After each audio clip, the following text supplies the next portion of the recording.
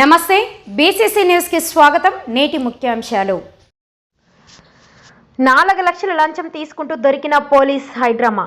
బెంగళూరుకు చెందిన ఇన్స్పెక్టర్ గోవిందరాజు లంచం తీసుకుంటూ దొరికిపోయిన తీరు దేశంలో కామెడీగా మారింది.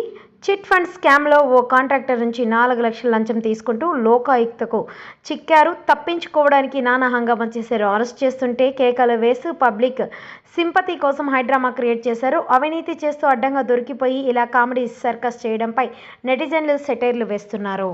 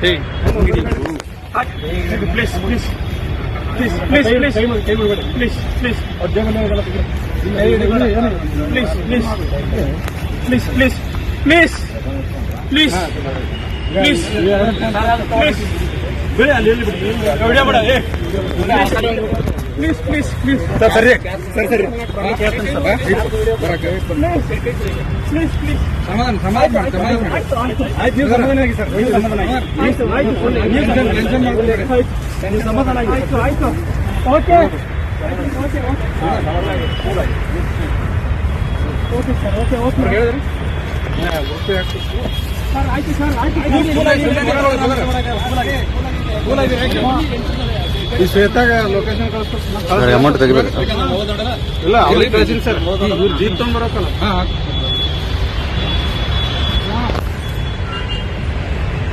ಸುಮ್ಮನೆ